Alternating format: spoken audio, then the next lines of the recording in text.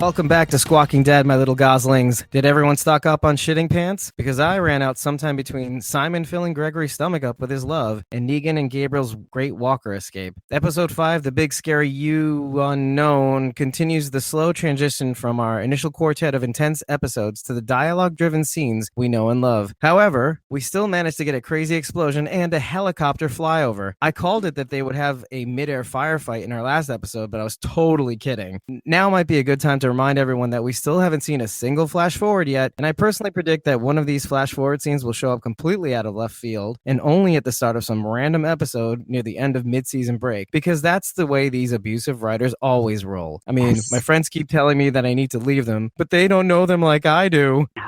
No, they don't. After probably saying goodbye to King Ezekiel in our last episode, letting him rest for a little while, and with the kingdom now silent, faith in our beloved team's plan will be tested. The scent of civil war is in the air. Gabriel and Negan are sniffing out each other's weaknesses. The savior lieutenants smell a mole. The taste of loyalty in the mouths of the sanctuary workers has gone sour, and Gregory's belly is full of Simon sorghum pancake batter. And yet I smile. I smile because I just got the news that our podcast is now on Google Play Music. Woo-hoo! You can search for Squawking Dead, the Google Play Music store from the podcast section, or head over to our SoundCloud page and click on the handy dandy link in our profile. There's also a new menu on our Facebook page called Squawking Dead Episodes that cuts out the middleman and allows you to stream the show straight from there, along with buttons along the top that will take you to our Apple Podcast, Google Play Music podcast, and even our Twitter profile when clicked. As always, it is my honor to introduce the starter of shows, leader of the Judith Resistance, bearer of dark humor, Gabriel. What an intro to live up to. Jeez. Where to start? I think this was a pretty straightforward episode, but this is what I called it. I've been calling it for the past, 2 weeks? I was waiting for this Negan, Father Gabriel confessional thing. The Catholic in me told me that this was happening. I could feel it in my spirit, and that's what we got. It wasn't to the full extent of what I was hoping for, but it was a step in trying to get a little bit more idea where Negan's coming from, which I appreciated.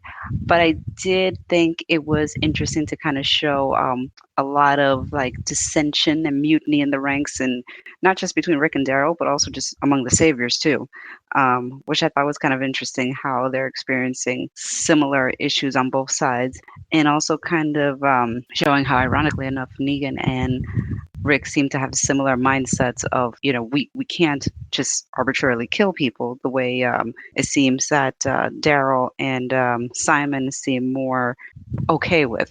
Negan and Rick, ironically, are not. By no stretch of the imagination would I necessarily compare the two, because Negan is very much a sociopath, regardless of that. No matter how you cut it, he is a sociopath.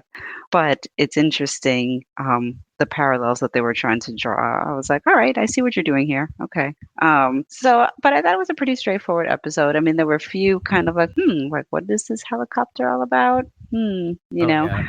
So, but we'll get to all the specifics of that. But I thought it was pretty straightforward. I thought it was definitely a nice setting up for the next coming episodes, for sure. Oh yeah. And even from the start of the show, the one thing that I called that it's not a stretch of the imagination that they would actually start rewinding the show from the beginning of the season. Practically what happened in the trailer. Well, to do that, we need to actually go back in time, because time has moved forward like at least a handful of hours from the time Rick stormed the armory and Right. Kingdom stormed didn't really get to storm the chem plant, which we called the heavy artillery warehouse or facility. Right. So, and I will say that I think that The Walking Dead does a good job of illustrating time. I'm usually pretty clear on where we are. That they do a pretty good job of kind of making it clear, like, okay, this happened at this point. When we see Gregory talking to Simon, and we kind of understand, like, okay, this must have been when Gregory went there. And then when eventually they go out, when Negan and his lieutenants go out to the balcony, we kind of realize, okay, This was their vantage point from when Rick and the group attacked the sanctuary. So we have a very clear idea of where we are in the Right. timeline. As opposed to the first 4 episodes where sometimes it wasn't very clear Right. and things It were was a little happening. disjointed, very Yeah, and disjointed. nobody knew what was going on and where are they? And literally in our chats back and forth, we were kind of like, so where are they here? I'm gonna have to rewatch this episode Right. because I don't know what's going on, especially with the kingdom. I just don't know. Right, exactly. We weren't necessarily clear on what the missions were and where they were going and what outposts were they going to, especially because they had so many different factions of like, the Jesus group and, the Kingdom group, and it was like, where are they all? What is the mission? What are they trying to hit? So I think that this episode was pretty clear cut. Okay, we're at the sanctuary. This is a Negan centric, savior centric episode with some Rick and Daryl also in there. Yeah, with the vein of Rick and Daryl. Oh, speaking of Hmm. veins, how many penis references, man? That's just Jeez, yeah. such a phallic-y, penis-y, veiny, throbby How how do you episode. feel about that? Because there are a lot of people that are split on it. No, no, no. Really? I say that because in the comics, he very much is like that. However, a lot of people feel that it doesn't translate as well to screen, that they feel that it's a little gimmicky, a little because in a comic, like you can get away with certain things because you're talking about just like a panel and the dialogue needs to jump off of a panel and you can get away with outlandish sort of dialogue. Whereas on a screen coming out of a real human being's mouth, sometimes it just doesn't translate the same way. So I know that some people are sort of, nah, kind of not necessarily feeling it, but then, the purists like the fact that, some of the stuff is like word for word from what's in the comic. Yeah, I'm not really split on it. I can see your point. I can see your point about having it be a little bit too much, but I will say one thing. It's as long as it's really limited to Negan in a way, I don't know if it necessarily matters. Like if it's just one character on the show and that's his thing, Yeah, it doesn't bother me as much. Although you did get hints of that, let's say from Simon and the other lieutenants, let's say in the group. But even that is more of an illustration of how, okay, let's say like Simon is the Almost-Negan, you know? right, So you get hints of it, but it's not quite the same as when it comes out of Negan. Negan, it's overt, it's obvious, and I right. think it drives a point home. And I think he knows he's being obvious too. You know, he kind of alluded as much in this episode as well. Yeah, The yeah. idea of him being that character, that guy. I mean, he Mhm. says, he basically says Gabriel just fires back. He says, "You're the asshole," and he goes, Right. "Yeah, I know." Yeah. No, So yeah, that so is he very knows what true. he's doing. And like especially at the end, which I mean we'll cover. I just want to cover the lines as they come out because Yeah, they're just so. I actually ended transliterating them like word for word. It's I because they're know. just so good. They're just so Yeah, funny. yeah. And It's which is very again something that comical. they needed. Yeah, they needed in this show a little bit to just keep inserting this left and right. Because I think part of what they're trying to recover from the last few seasons is the complete and almost non-complete barren lack of humor in the You in know, the series. well, you know who always interjected his levity was Abraham. Abraham, I think, did a very good job of sort of like interjecting this sort of kind of macho kind of like I don't know terms sometimes that were so ridiculous, but they were just funny. Oh And yeah, I even think he definitely for me, like I miss Abraham for that. Like I think he had moments that were really funny to me. oh yeah, and even Eugene, who's been like largely absent until now, and that was kind of a nice little relief. Like when he was being deadpan, he just was just a funny, ridiculous character. He is Like definitely a funny, ridiculous. unbelievable. He definitely is. So let's go from the top of the show. I actually sectioned off our discussions by scene, Hmm. basically point of view scene because it is easier to do it that way. Yes. And I do want to start from the top of the show because I don't know about you, but I was looking at the Gabriel in his church scene Hmm. and basically saying, what I fear is a fruitless death and what I ask for Right. after you've given me so much is purpose. Right. There's a part of me that does not like that scene, and I'll tell you why. Okay. It's the idea that they've just inserted a concept just randomly for there to be a vein, like this clear vein for Gabriel, like this clear Yes. purpose. I don't like Yeah. having to say this. I do like it, but it occurred to me like after watching it like almost 3.5 times that I'm like, oh wait, they This is could what have I maybe even done without this scene. They could You know have. what I mean? I It's mean, just- the show has been accused quite often of basically kind of like spoon feeding, like the purpose of what they're trying to do. It's like I don't think it was necessary to do. I think we get it. I think we've seen Gabriel's arc on the show. So it's like I would buy that, okay, he is looking to basically redeem himself from the coward that he was at the start and basically make sure that even if he dies that, he's done some good, beforehand. I didn't necessarily need it to understand that. I get it, what they were trying to kind of illustrate. I was like, I saw the scene and I was like, well, what have I been saying? I'm like, Gabriel's not getting out of this alive. I was like, this like every so, episode. Oh, so he's basic done. so basically this was just kind of like, yep. Yep, of Like, course. of Of course, that's course. about right. Who's responsible for this scene? I really didn't need it. It just wastes my time. We know It, what's going to happen. we know what's going to happen. It's like it wasn't, yeah, it totally wasn't needed.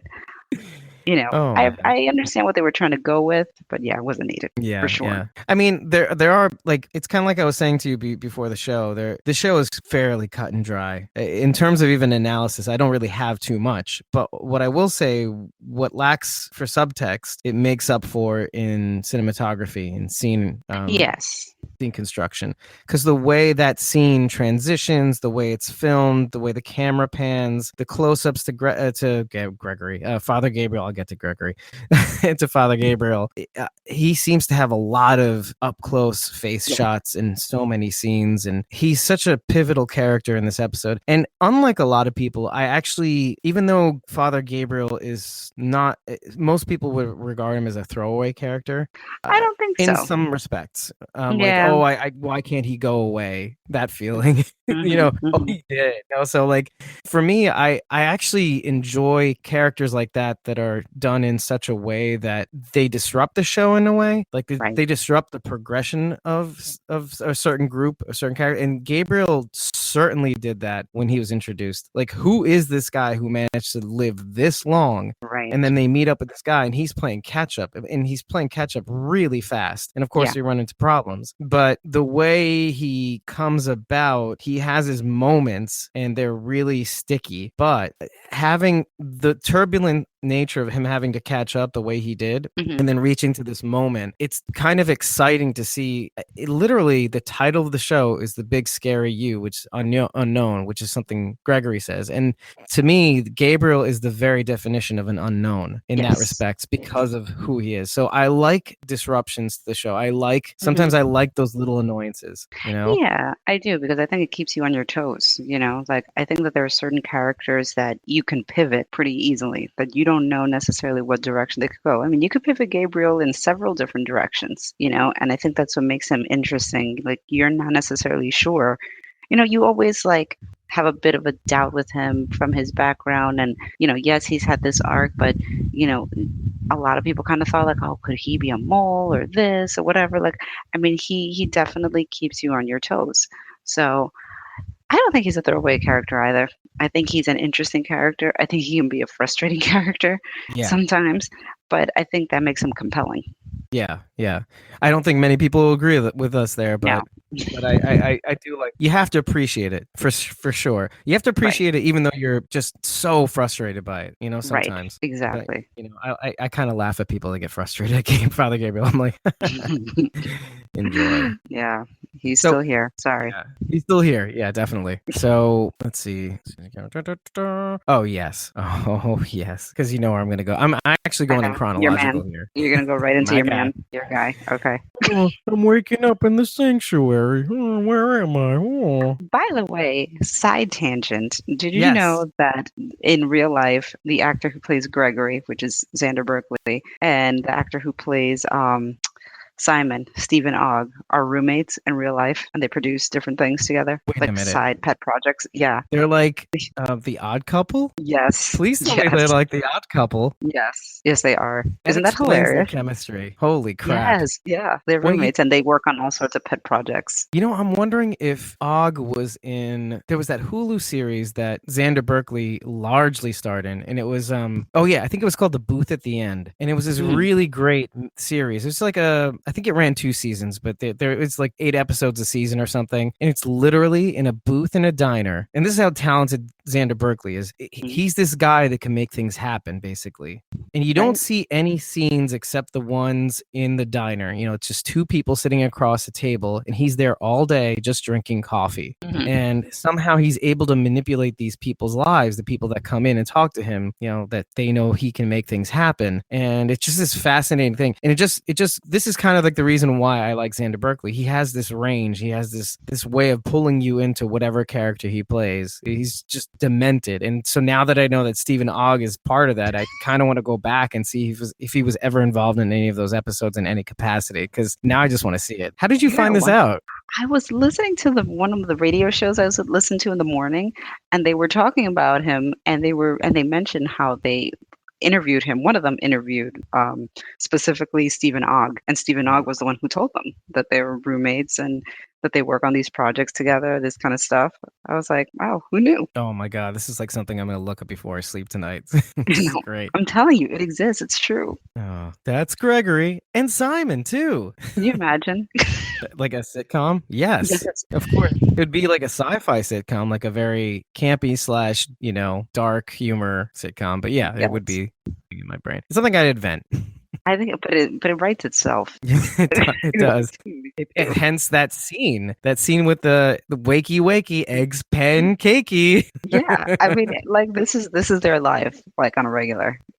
Yeah, that's literally Simon does it. You know what? I can see Xander doing it to Simon every day, and then Simon, oh, I can't wait to get into the scene because you do this to me every goddamn Right, morning. right. Yeah, I you just know want what? to sleep in, man. You're totally right. I could totally actually see that. Actually, Like I demented. I do love this scene though, because it's like Stephen August is he's such a bizarre creep, or the Simon character, the right hand man. He's menacing without being overtly menacing. Like there's Right. just something He's menacing about him. suggestively menacing. Yes, he's suggestively menacing by not anything that he's not overt in anything he's saying. He's not threatening, but there's just an air of menace that gives you that fear that you don't know what this guy's capable of at all. Yeah, because there's a lot of love on that tray.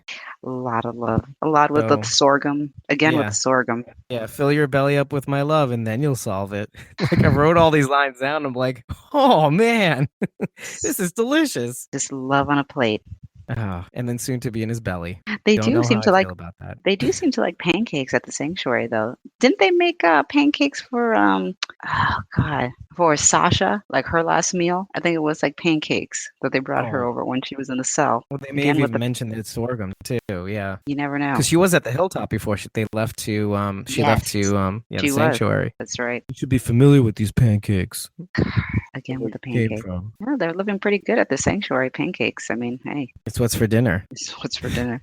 There you go. Oh, it makes me hungry. But yeah, I like the scene that other than the overt creepiness or the suggestive, menacing dialogue between Simon and Gregory, it's I can appreciate that scene because it sets the table for the next scene. With the lieutenants. But Yes. I like how that he mentions the sanctuary. Sorry, the satellite outpost. I feel like a lot of the things that were said in this episode between Simon and Gregory, and between the lieutenants amongst themselves, is they really tied in the first 4 episodes, and then going back what these stations represent, who runs them. Hmm. And so there's something pretty cool about finally wrapping all those threads into a bow, and finding out how they work and who runs them, what are they for. Right. So that was kind of cool. It was nice to kind of put a face to the name, that sort of thing, be able to Yeah. name a concept, And for in all order the to scenes.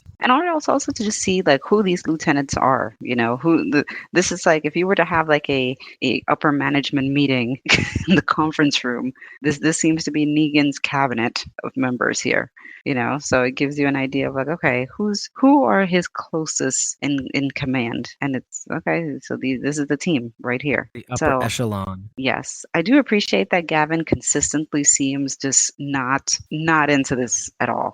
He's just Very sort of passive. very passive, and like as soon as like they open the door to the balcony, he's like, Jesus Christ. And when they go out, and later on in the episode when they hear about the workers basically revolting, he's like, oh, again, he's like, oh God. I'm like, this guy is just he is Like, over do I it. have to do something? Ah, Yeah, man. he's like, ugh. I was He's one of those, spineless. you know what? He's middle management. Yeah. He's middle management. He's just trying to do his job. And now he's like, oh, God, now I have to deal with this. I get it. He's like the dude at the post office that after every person he just takes a little lap just to piss off the next person. Just kind of like, I just do I have to do this job? Yeah. Yeah. 5 minute mandatory break. Like he Agree. doesn't want to have to do this. He doesn't want to at all. At all. Yeah, I mean he'll do it. He will do it. He won't like it. Begrudgingly so. He I will think do that's when it he gets mad is when he has to do it. when he So, has to. Exactly. Simon makes him do it. Yeah. But yeah, oh wow, I still have the eggs pancakey still here. Sorry. But yeah, so it's I love the little dialogue between Gregory and Negan, and Simon in the middle. There's I did something so appreciate that. menacing about it. I did. I did appreciate that. I think this is what I was talking to at the start. Like, you definitely got at that point a very clear idea. Like, there also seems to be like a little. I'm curious to know what the origin or what the backstory is between Negan and Simon. Because when Simon tries to interject and kind of say, like, look, we'll go in with a show of force, we'll kill all these people, whatever. And Negan mentions something like, are we backsliding or something like that? It's We're like, what is backsliding here. yeah, I'm like, what does that mean? What happened in the past that are we backsliding? Yeah. I'm curious about Definitely. what Let's that talk term about meant. this for a sec because some people have theorized, and I was theorizing it at the moment because actually, I mean, I called it back when we were talking about it in the first show. How I had always perceived Simon as kind of an almost Negan. Hmm. He has the authority. He has this. He doesn't have quite the authority. Obviously, he doesn't have quite the charisma. Let's say even he is certainly charming. He certainly Hmm. has an appeal about him. He's affable. He's approachable. Actually, he's probably more approachable, and maybe that's a slight weakness, but it Hmm. doesn't harm him in any way, Yeah. as far as we can tell, because he does his job the way he does it. And he doesn't do it, he doesn't try to shoot for the goal. He doesn't look to be ambitious. He knows what his role is and he just goes for that role. He does what he's going to do and is at the best of his capacity. So what some people had theorized and what I'd kind of thought from the beginning was that it seems to me that he may have been the original leader, let's say, of this group Interesting. of upper echelon people, Hmm. and the people that basically provide the workers with sanctuary, which is obviously something we're gonna get to in a minute because it's big. Very But interesting. That's an interesting theory, though. yeah, Hmm. yeah. Or that there was at least some sort of incident where he was given more power than he previously had. Like maybe he had more authority in the Hmm. Saviors, maybe even before they were called the Saviors, and or maybe he did run things and Negan kind of just took over. So it's a prevalent. It's a prevailing theory. I mean, that's what I think. I mean, I think there was some sort of capacity or some sort of mistake that was made as a result of trusting Simon or giving Simon that level of responsibility. Hmm. So what I mean, Interesting. what do you think though? Because I feel like you must have some thoughts on that because I mean, that dialogue didn't go over my head either when he mentioned like, oh, the guy who was in charge before. I don't think that's throwaway dialogue. Very few dialogue in The Walking Dead is usually throwaway dialogue. It's usually stated for a reason. So I think eventually we'll kind of get a little bit more info to like when he says who was in charge before, like who was that, And I wonder when you say that now, it does make me wonder, what the extent is of Negan and Simon's backstory is. How far back does their relationship go? Have they known each other for a long time? I don't oh, know. you know what I Like even thought? You know what I even thought? I just thought. Sorry to cut you off, but no. I was even thinking, could this even be some sort of, Caesar, Julius Caesar situation where Negan and Simon planned a coup, because the guy that was leading them previously kind of led them down a stupid path, and maybe Also that's highly the possible. backsliding, Highly possible too. I mean, I think both aspects are very much possible. Yeah, I would kind of lean towards thinking they could have been in cahoots to do a coup. Simon, the way he made it seem like in his dialogue with Gabriel, he made it seem that whoever was in charge before let people be weak, and Yeah, whoever Simon it seems was. whoever it was, and it seems that Simon is, I would say, almost maybe possibly a little bit more ruthless than Negan, in the sense that he seems to have a little sympathy for, well, these people are innocent people, so he seems kind of like, well, whatever, if we have to go in and like kill all these people, then we have to do it.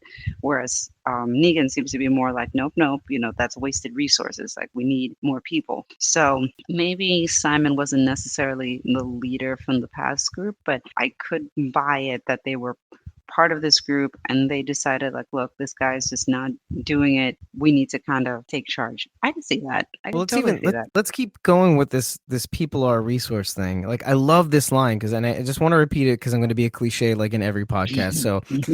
So people are a resource, money on the table. People are the foundation of what we are building here. So you have to really kind of examine that because something that you said is the people, where Simon might think that people are an obstacle, people are a hurdle, people get in the way of what we want. It's not about what we want. People are the means to which we can get what we want. And this is like Negan's philosophy. So, I mean, people are that natural resource. We are nothing without them in a way. If we can't make them feel like they're important, relevant, and take care of them, we're not doing our part of the deal, and if we're not doing it, they can't keep doing what we need them to do for us, which is the most important thing, obviously. So, I mean, as a resource, I think it's the seat of their power, and it's a precarious one, albeit, like they're making they're making promises of protecting these people. Yes. They're fueling the workers, they're to keep running the machine, right? And at some point there has to be a fall off, a drop off point to where they can't really commit to those promises. At some point it's going to run out. The way they're doing business is it's a model that is not sustained. No, it's not a sustainable model. Yeah.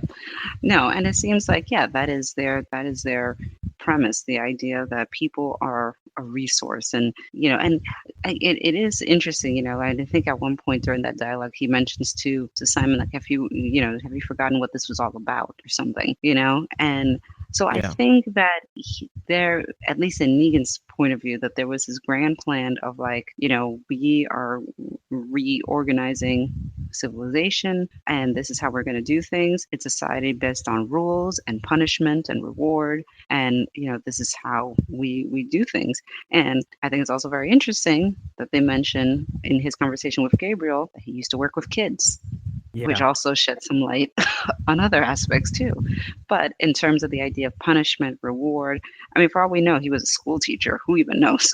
Yeah. So it does all kind of, like we mentioned, like these kind of bits and pieces are starting to weave together a picture of where he's coming from. And it seems like his decisions are not arbitrary. It's all very deliberate and planned out. Even if he has to execute somebody, it's done in a certain way for a greater purpose rather than just like, we're going to go in and kill all these people, So I think that he definitely has a vision in mind and a goal in mind. And I think it's something that Simon doesn't necessarily see, just the same way that Daryl doesn't necessarily see where Rick is coming from or doesn't necessarily agree with it. So. Oh, yeah. Oh, and I mean, I'll get to that. Just a couple of things, though. It's this idea that you meld this idea that people are a resource and this other idea where Gabriel and Negan have this exchange where he says, or even, it's Gregory and Negan, and he has this exchange where, like, Gregory says, as much as we both hate killing people, and he goes, well, it's not that I don't hate killing people. I like killing people. I like killing the right people. Yeah, I think he says that in a menacing way, but I don't think he means it in a menacing way. Like, obviously, he has to still come off the way he comes off, but I think that he really does mean that, I'm all in favor of killing the right people, Right. It's just that the subtext to that is that I don't like having to kill people at all. In fact, if we go back to Father Gabriel even, it's that his main thing is converting people's weaknesses into strengths and strengths that will benefit him and the saviors. And I think his whole shtick is a sham. It's a sham. He's not all about the murder and the balls and the penises and the show of force. His whole thing is to kind of project a sense of safety for everybody, like an icon. And then, in the background and also on a one-to-one basis, he's really trying to give people purpose, and which obviously, in a way, Father Gabriel wants something, fruitful death, a purpose. Right. So these are all kind of interweaving things, and we're starting to see, I think the backstory that really, the essence of his backstory really boils down to a sum total of really, he does at least respect people, the Right. concept of people, the strengths and weaknesses. It's a mix, like he says. And his whole shtick is to take it and convert it into a resource and to make them useful, and maybe the trick here is whether he's doing this for himself and his personal benefit and keep order, or if he's really like a humanitarian. That's what we're trying to figure out in a way. This determines his basically. So I yeah, mean, it's deep, man. how did we get here? I mean, like I'm just thinking about like, oh, well, we don't have that much to talk about in terms of getting really deep, and then here we Well, are. but you know what though? Like they did give complexity to the Negan character, which is what they needed to do. So, there is definitely an air of complexity now, which I appreciate. So I think that the episode was cut and dry in the sense of like, okay, this is what's going on, this is what's happening, and we're moving the story along. But I think that Negan is a very complex character. I think that that's what they're trying to go for anyway. That this guy is not as cut and dry as necessarily one would think. Right. There's complexity there, which I hope that they continue to develop further and further. And I think that they will. I think that these were little pieces and of Negan to kind of throw out there to kind of give us an idea of where his mind is at, and then they'll continue to build on that. I think. I hope.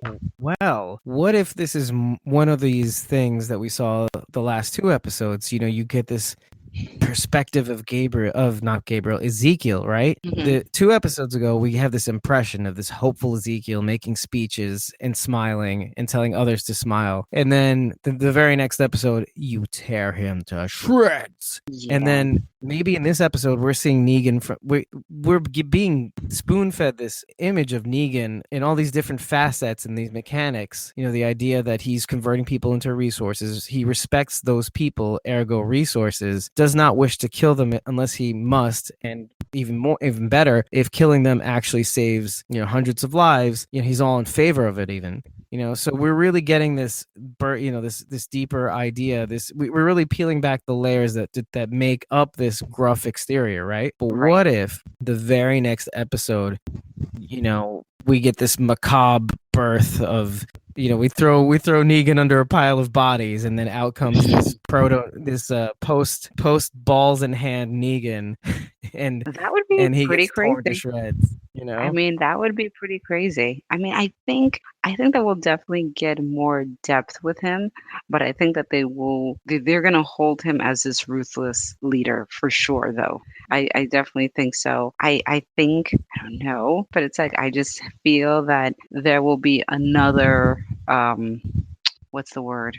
Like spectacle made of somebody by the mid-season finale or for the mid-season finale. I don't know. I do. I Oh, have a that's suspicion. interesting. That's interesting. I, Well, I I mean, don't know. my comic book, not spoiler. I don't know what to call what it is when I feel like your comic book sense is tingling. So my radar All is going off. my So comic sense is tingling. No, actually, I don't think that there was anything in the because they've deviated from the comics in the sense of the way that they're doing the war. So there isn't really anybody that I would say right now would be, the reason I say that more so is just because he just seems like, first of all, there's a lot of suspicion, and I don't know if Eugene is in the best place right now.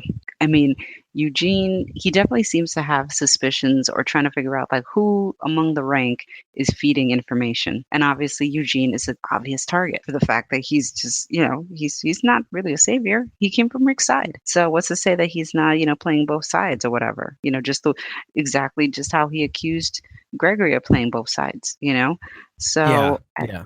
at the end of the day, like I wouldn't be surprised if somebody, like Eugene or somebody might fall on the hands of Negan if things continue at the way that they are. I don't know. Like, but at the end of the day, it's not necessarily a comic book spoiler because Eugene doesn't die during the war. Eugene in the comics does not. Eugene in the comics survives and keeps going, and but however, what I will say though is the Eugene in the comics is very different from the Eugene on the show. Like the Eugene in the Hmm. comics is a little braver, is a little bit more kind of stands his ground. Where Dr. Eugene Porter on the show is not the most brave individual. So I Right. don't know. I mean, again, he's one of those characters that I don't necessarily know what they could do with. I don't know. Yeah, I mean, You never know. they could completely throw us a curveball and just completely change this character because there's deviation and then there's complete surprise, which in a way would be in the show's best interests if you think about it. Like to not see even let's say Eugene suddenly being killed, to not see that coming, that would be bananas. And I don't think it would actually hurt the feelings of comics readers in a way because yeah, there have been subtle changes, but this could be a good opportunity to go into the big the big scary the big unknown, to be able to put these characters in a situation where that we couldn't have possibly predicted, Right. especially using comic knowledge, and especially even looking at the scene, it would be the most obvious thing for Negan, just on a logical standpoint, to really Right. suspect Eugene, right? Right. Exactly. From pure logic. Yeah, so it would be a logical conclusion. Part of us thinks, oh, that's not going to happen because it's so obvious, It's right? so obvious. But then having it happen, that would be, and having it in like you said, the most spectacular way, where it's, and like he even says, it's killing the right people in the most wrong way possible. Right. That would be, like watching Glenn and Abraham all over Right. again, and Exactly. in such a way that it would just rock the entire universe. Right. Ratings would go through the roof. So I'm not suggesting that they do that, But they could. but yeah, they could, and then it would be and this goes with anything really, but in this specific scenario, and it's mostly because I'm thinking in the back of my head, having not read the comics, that not that Eugene will die, but there's this struggle in my head that I'm leaning more towards him being not good. As much as I want him to be good, I feel like until that last scene at the end, I was just thinking to my head, he's gonna try to get all the information as possible, see either why Dwight's doing it, and find out whether this situation can benefit him, like by ratting Dwight out. Maybe they kill Dwight and it changed the story completely. I know it doesn't happen in the comics, thank you, but But it's I was a little concerned though for like Eugene, like when they discovered that there was paint on the bag with the weapons and Eugene had paint on his hands. I'm like, dude, you better wash that off like super quick. Yeah. Talk about. I wasn't even thinking that far. He was looking at Dwight a little weirdly, like he put it together. I better rat him out before they just default to blaming me. Right. Yeah, he definitely put two and two together and realized, okay, Dwight's the one who's the mole in the group.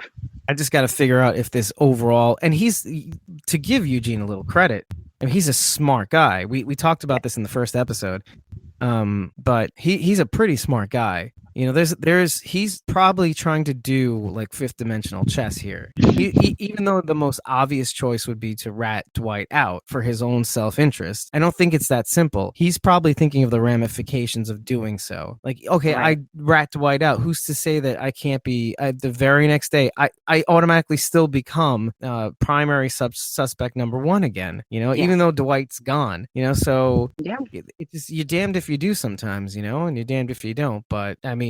So again, Eugene is probably thinking of this scenario like left, right, and center. But then now we have, as of the end of the show, we have a Father Gabriel that's in that holding cell, and he's asking for the doctor. He's saying, "You better get that doctor out of here, no matter what." Right. And that really throws everything into whack because. As much as Negan wants Eugene to solve the situation at the sanctuary, a situation that has ramifications that go far beyond people's lives, it's a matter of, again, the resources and getting the workers to kind of quell down, and calm down. And to do that, it's the idea that the saviors have to save them. They have to do their part of the job. So it's there's a lot going on here that can go wrong. Does he abandon what Negan says? Does he get the doctor and take him to safety to the hilltop for Maggie? So there's a lot going on here, like, and really it can go in so many different wild directions at this point. So it is, and that is something that, quite honestly, is related to the comics without getting too into it. Dr. Carson is a major player in the comics. Did I say Carter? No, I think I you got said, it right. I thought so I you said, said Carson. I thought I said Carter. So I guess Dr. Carson. Okay. Yes. Oh man, because I'm thinking of So Downton Abbey, and never mind. I watched Downton Abbey, and there was a Dr. Carson, and I will not bother Walking Dead fans with that. Oh, here, that's a very great different. show, though. Yeah. Yes, thank you. I'm so glad you watched it. Okay. Like I thought I was a crazy man rambling into the ether. No, not in the least. Okay. So yes, so where were we? Oh, so you Doctor said Dr. Carson is a very important character on The Walking Dead. Downtown Abbey. I'm sorry. Different podcast. Yeah, no, he is in the comics, so I suspected that he would be on the show, especially because of the fact that that when they captured Dr. Carson, it was made like a big show, like, oh, we're taking the doctor and we're bringing him over and all this sort of stuff. So it was made, and also, like, quite honestly, you can tell which actors are kind of like the throwaway actors and which ones are like going to get more screen time. Personally, I'm like, yeah, this is a doctor, but this doctor kind of has like MacGyver like qualities or looks to him. I'm like, this guy is Richard going to Dean be like, Anderson qualities. yeah, I don't know. Like, he seemed like, as you choke on your like beverage. Like dying. I'm just imagining No, Richard Dean Anderson taking the role of that post fact. that would be awesome. Yeah. I I'm would Dr. die. Carson, even though you met I me would earlier. if all of a sudden they like get him for like some random role on The Walking Dead. People are gonna like pass out.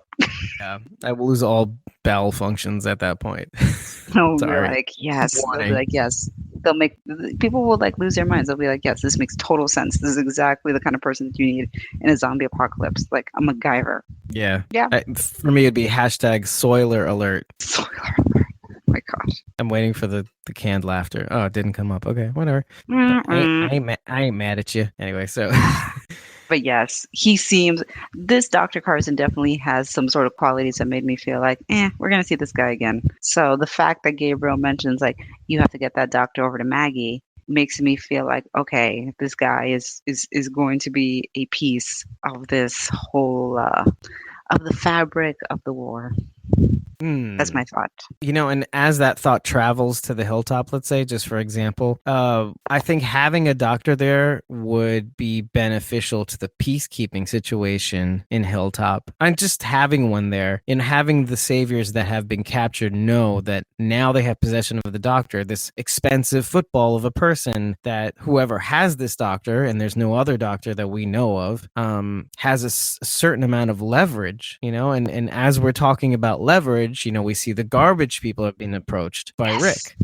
Yes. And this was the last play that Daryl was talking about when they parted ways. Like, you're gonna play this last play, and he's like, yep, I don't wanna, because they suck. I knew we were gonna see these damn people again. Yep. I just want to understand their backstory. Like, why you're not using prepositions? Like, I want to understand like where this like it bothers me. It does. They're silly talk. Yeah, it's just garbage talk. Garbage talk from garbage people. Trash hipsters. But I want to understand how these people have access to a helicopter. I want to understand this. Look, your thoughts on the helicopter? Let's not be offensive. I mean, some people have autism and there's different spectrums, okay? So I think these people have there's a functional amount of autism, and maybe they formed a community around it. So I think it would be nice to not trigger. How do you feel that helicopter? I want to know, how do you feel that helicopter? Okay, so the chopper thing is particularly interesting to me because in my notes I freak out a lot when I see it. Yes. I literally write martial arts fight, car chase, explosions, and now a helicopter. I'm like, this is like taking the page out of like a John Woo or James Cameron. Yeah, Michael Bay, type of film. And I'm like, things you'd never expect to see in subsequent, sequential episodes of The Walking Dead. Black helicopters. Here we go. Yeah. Well, I mean, I've seen, since I've seen Fear the Walking Dead, I've seen helicopters, and I know it's only, a couple months or several months after the apocalypse started. Right, in their case, yeah. But having the fuel and the pilots available, there is something about that's a little unnerving after, let's say, a couple of years, I suppose, in this, down south, the heat. Yeah. I mean, I wonder when I saw the helicopter. I mean, we've seen other scenes where we see like army personnel and things like that. And we've seen it lately. Like, I mean, a lot of the weapons that, like those, what was it, the RPGs or whatever explosives that they got for what was it, Little Timmy and the Dick Brigade? That was like, I mean, that is what they called them. you know, Yeah. like that was like I remember Abraham kind of pillaged it off of some sort of army soldier walker, whatever. And even when Michonne and Rick had their little kind of side mission when they Right. were And the looking to get carnival. the carnival that had these kind of like random dead, soldiers with weapons or whatever. And Michelle mentioned like something happened here. I wonder if there's any correlation with the helicopter and these like soldiers. Like I wonder. I mean, it may not be because obviously in the case of something like this, then obviously you had like all the army and forces trying to kind of defeat, this threat. So it may not be at all related, but I wonder, if there's any correlation. Yeah, Just I mean, saying. you obviously have a force out there, and yeah, we have seen RPGs. I mean, we even saw like a nice amount of weaponry when what was his name when Rick finally met Morgan again for the first time, or for Right. the Yeah. second Yeah. time, I guess. So it's there, it's out there. It's just a matter of getting it, and obviously the Saviors have been stockpiling the stuff for a while. So the helicopter just doesn't seem well, and that's the other thing. They mentioned a flyer in the lieutenant's meeting, I think, with Negan, Yeah. or when Simon, I think, mentioned that. Well, like worst case, we'll take a flyer over and just kill them all. And I'm thinking that's what they're talking about. And Maybe and that's if what that it is. yeah, and if that's the case, maybe it's on loan from the garbage people. Maybe that's they have that in their junkyard, which stands to what to possibility because I Hmm. mean it's a junkyard. They've got tons of crushed vehicles and things that they can turn into vehicles or patch up and repair, and that would be probably the best place to look to kind of fix something that was broken pre and post apocalypse. So and it probably makes sense that they would be the people to go to. They'd have to be somebody there with welding experience and engineering and Right. whatnot. Right. So Hmm. that makes sense. Maybe. And also the chopper was coming from that direction towards the sanctuary, I suppose. Interesting. From where Rick was standing. Like Rick was going towards that direction. The helicopter is going the exact opposite direction. So Hmm. there must be some sort of relationship with that. Like, and the fact that they didn't want to have to use that option initially, the flyer, means that they'd probably have to tap a resource they wouldn't want to have to tap. Because Right. these garbage people, they always want something. Yeah, you can't trust them. They'll flip it on you on a. They'll flip out on you on a switch. Don't know how to speak good English, but they certainly know what they want, even though they can't express it properly. No, not in the You fight least. now. I guess fight means sex. I don't know. Yeah, I was very surprised at Michonne's reaction there. I'm like, God, Michonne, you're just gonna let this chick talk like that? But okay, like, alrighty. Just let it roll off your back, man. Just let it roll off your back. Just get out with your skin. Yeah, she did. They just barely made it out alive from that. Yeah. So I'll be curious to see what happens with these garbage folk. Oh yeah, I'm okay with it now. I mean, it doesn't bother me as much because I haven't seen them in a while. It's kind of like that record that you played and it's kind of good, but please don't play it again. Like, okay, I can wait now because I have Right. that 1 8-minute track, and you don't want to have to listen to the whole thing. Wow. But if So it's been like a few months or something, it's like, all right, it's fine. yeah, it's like November Rain. Like You I'm know what? okay with Yes. it. Like I'm okay with November Rain, but it's like, yeah, like in, here and there. Yeah, Not not like the way they were playing it back when we were kids. Like, oh, no. again, 8 minutes. Come on. It's like They used to play that video all the time, every day that thing I was had on. no shame, no shame. No. I mean, I loved it at the time, but I mean, yeah, that thing was like 8 minutes. So there's one thing that I want to just throw out of the way, and that's I'm like going back towards Gregory and Negan again. I love the relationship they're having with this political character. As much as Negan likes, as we know now, does value people. There's something to be said about his reaction towards a politician. Like on the one hand, oh, I could totally waste this guy. This guy is antithetical to who I am as a person. Right. There's there are elements in a politician that are clearly present in Negan. Yes. You know, the idea that you need to kind of manipulate people into thinking your way in order to push an agenda, right? Right.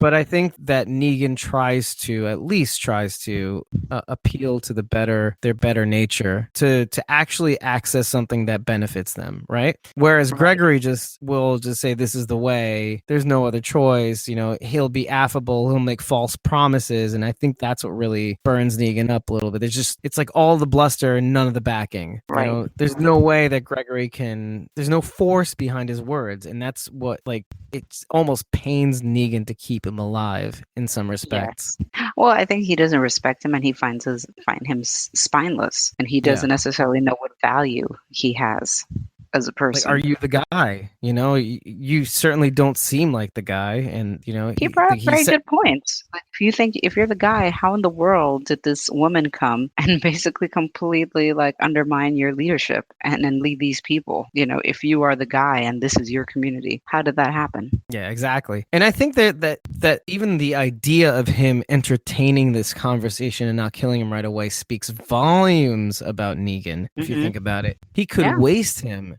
But see, the thing is that it goes back to something that he said about, you know, if I kill this one person, it could save hundreds. Does killing Gregory save anybody except a headache from Negan? Right. So there's no purpose. It's not a fruitful death. Oh, yeah, it is not a fruitful death. Here we go. There's some connections being made. There you have it. No, it is true. Yeah, we're seeing parallels between Father Gabriel and Negan now. But so I think Negan feels that the usefulness that Gregory has almost run out. Like, he's wondering, you know, and maybe this can be used maybe Gregory can be used in a different way. And by the looks of it, I think they're trying, and we know where Gregory ends up. Yes. Right? Yes, we do. We know basically where we know from the timing where he all ends up. Yep.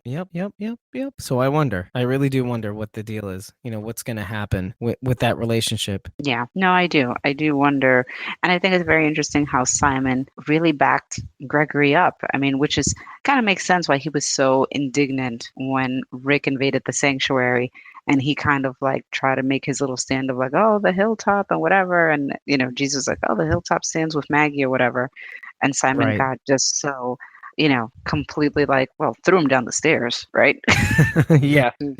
Simon's, you know, quality, or his not quality. Simon's whole shtick is really the disrespect of people. You know, he has no patience for people, and it makes him almost useless to Negan. Like, obviously, if Simon isn't doing what Negan asks him to do, then Simon would be toast, because in some ways, you know, different than Gregory, at least Gregory doesn't put people in danger, doesn't put resources in danger, you know? Right. But Simon has a potential of, you know, corrupting or just reducing the capacity of those resources, you know, by you know, threatening to kill people who don't comply, and you know what I mean? So not doing it, and if he's gonna kill people, doing it in a way that at least inspires others to comply, or to show, hey, me doing this to you was on you. You know, it's because you basically made me do it. You know, you didn't follow the rules. All these other people are following the rules. Yeah. You know,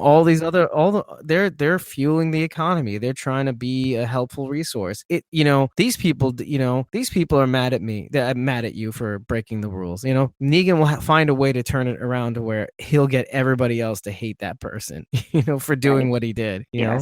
Yeah. And, no, exactly. You know, if we're talking about this, I think it's a good idea to switch back over to Daryl and Rick. Yes. Because there is something that I want to bring up, but there's something that happens in that whole kerfuffle where Daryl finds the dynamite sticks, right? Yes. And all of a sudden we've got this idea.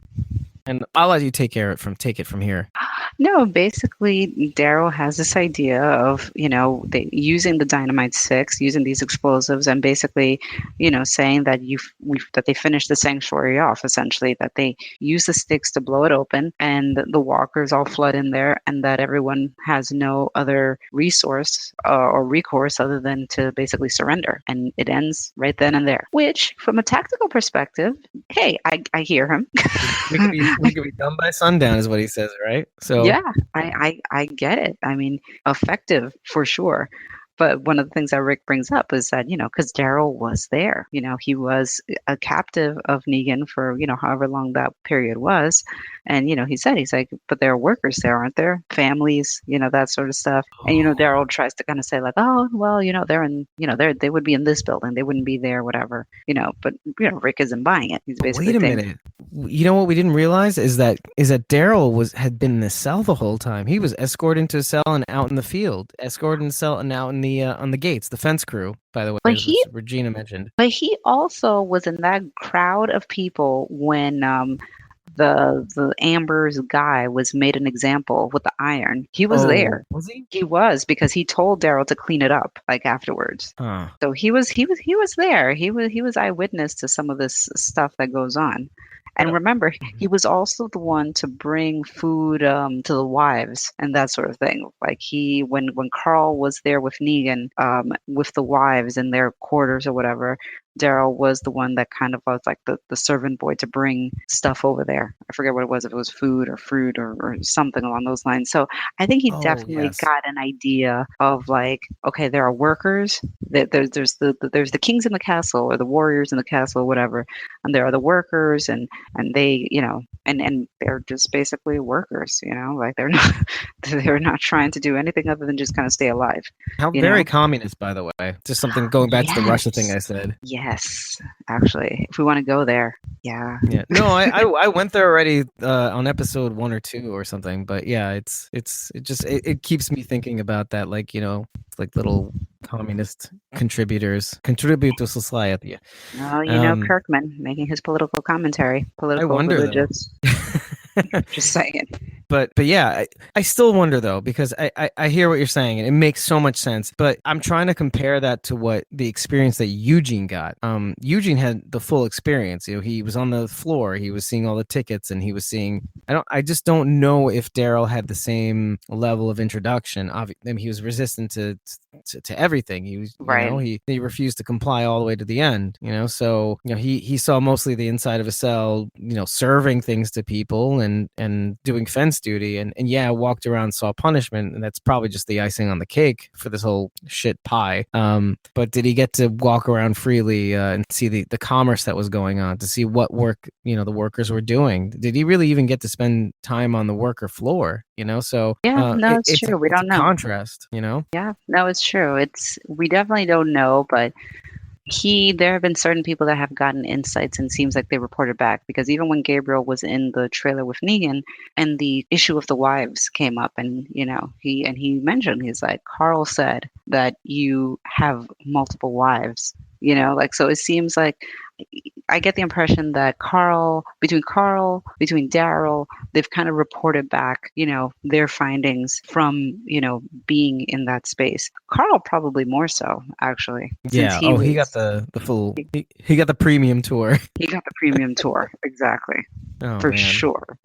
So Rick But knows. Rick yeah. knows that there are innocent people there that are just Right. basically trying to do their job, and that's Yeah, it. it's the crux of their plan. Actually, it's Yeah, the whole concept. It's the whole kit and caboodle. yeah, So, absolutely. and this is where we finally see Rick waking up to the idea that, like, oh, I've been so stupid. I've Right. been, and this is who I was starting to become. Yeah. This is who some of these people like. And Rick hasn't seen the transition between. He hasn't seen Tara, hasn't seen the way these other people have been reacting. Morgan. Right. But yeah, and then he wakes up and they basically get into a row. You got to stick to the plan. And then Daryl says something very interesting. He says, there ain't no kingdom no more. And and he says the same thing that Negan says. And he says it's Negan says it's to Father Gabriel, and he says it's on them. Mm, When he's referring to Rick, when Negan is referring to Rick and Rick getting everybody killed, he says, well, that's not my fault. That was on Rick. right. Glenn and Yeah. Abraham, that was on Rick. I told him, Yeah. and he says the exact same words. If they,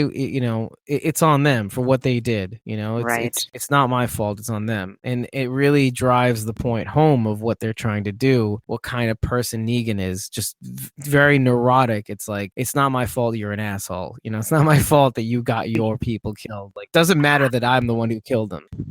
And I mean, it does. We do come back to the same commentary, which is, you, Rick's we can't ever, and I don't think the show will ever let us forget that they did kill all these saviors in their sleep, Yeah. unprovoked. I mean, like that's something that the show is never going to let us forget. It does That is bear something that, repeating. and it constantly comes up, and it is the truth. And a lot of those characters, a lot of people on Rick's team were not in good conscience comfortable with that decision. They went along with it because it's Rick, but they were not at all comfortable with taking that decision. Right, So right. And just remember where they yeah, were at, by the way, when they were doing this. They thought that this station was it. The yeah. satellite Well, they were station very was it. cocky, super cocky.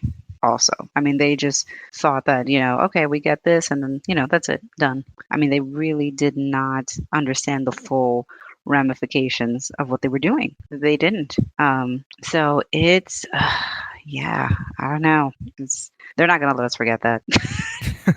As well they shouldn't too. No. It does bear repeating as much as possible because it really drives the point home of how far that they were willing to damage their humanity. Yes, how far they were willing to leave their humanity behind. That I was a mean, quote it's unquote weak move, or like strong move, and depending on how you look at it from Negan's point of view. Who yeah, knows? yeah. No, I completely agree. Ugh. Yeah. By the way, chokeholds are illegal, asshole.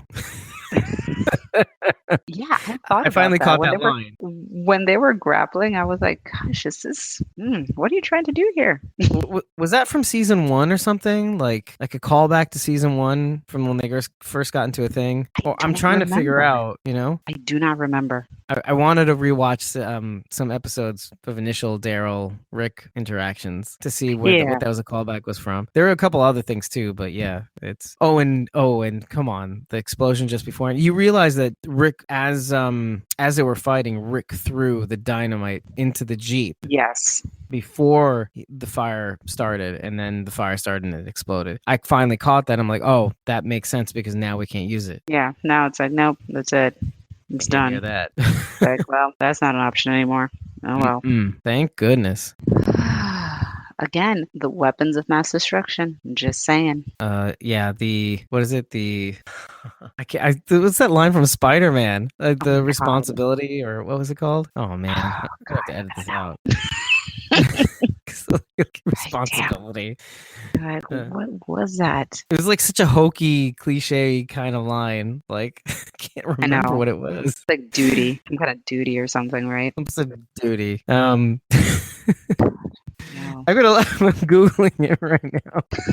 Honestly, I I gotta can't tell you, stand it. I'm not a huge Marvel person, so I'm the wrong person to ask. I'm DC all the way. So, Oh, all the way? yes. Oh, okay. The line is, with great power comes great responsibility. And I'm sure you've heard Ah, that I before. have heard that. I have heard Yes. that line, but I See did how not hokey remember it it. sounds?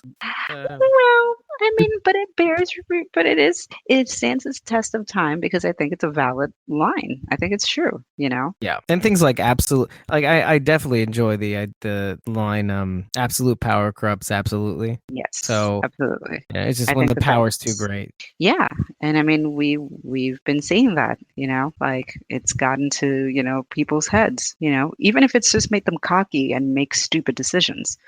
Because you could argue and say with Ezekiel the same thing. I mean, Ezekiel has nothing but the best intentions, but he was riding high on this sort of confidence that perhaps made him lead his team to I would say certain death. But I mean, basically, like he was cocky. He was very cocky and overconfident, and obviously we saw how that ended. So yeah, I'm just saying. There are some things that I want to drill down on, like how, look at what happened with Negan and Gabriel when all of a sudden Gabriel tries to go for his gun when the walker comes through, and it's this Yes. weird thing where Negan. This is why I was trying to drive the point home that Negan could totally waste Gabriel at any point in time. Oh yeah, Right when he disarms him, he could have wasted him. absolutely. Instead, he just can't resist. Like I'm gonna keep hammering this point. He just can't resist the idea of turning out Gabriel. And I say turning Right. out like a prostitute, but like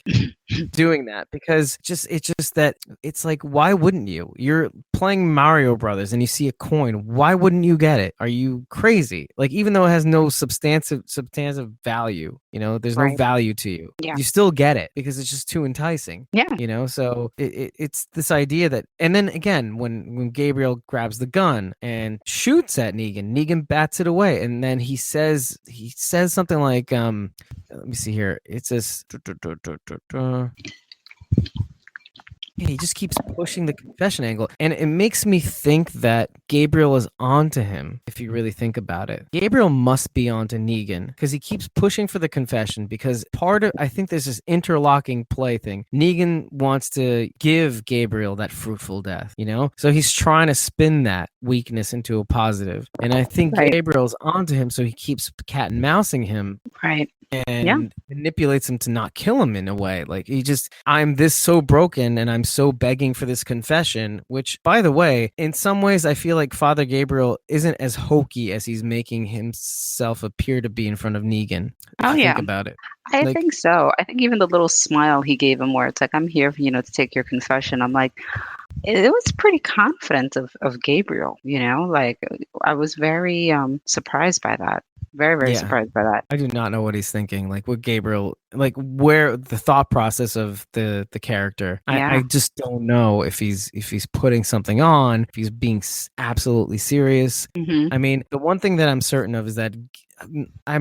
certain of is that Father Gabriel's on to Negan. He sees what it is. He sees that that Negan can't help himself from exploiting people to become a resource, not just needlessly kill them. Right. And then if he does have to kill them, as was mentioned with Glenn and Abraham, he has to do it in such a spectacular way that it prevents people from never having to do it again. And almost in a way that the show of force exhibited makes it so that you're convinced that Negan could protect you when you're under his care. Do you know what I mean? Yeah. It's so menacing and it's so forceful. It's just an example unto the nations, Right. Exactly. So it's very impressive, He sees the signs, and he doesn't think about it. This guy was a priest. He knows people. He knows. He reads. He probably knows how to read people very well. He probably also worked with children, if you think about it. I mean, not that way, but I'm just talking about the legit way. And that people have weakness, and maybe that's why he locked them out of the church. Maybe they were threatening him, and that's that's why they locked him out of the church. They kept calling him, all these names and all that stuff, all the parishioners. Yeah, right. So he knows people. He knows the herd mentality. Oh man, I'm really starting to think more deeply about what he did. As horrible as it was, I get it. How people are weak. Yeah, I mean, he may know very well. He may.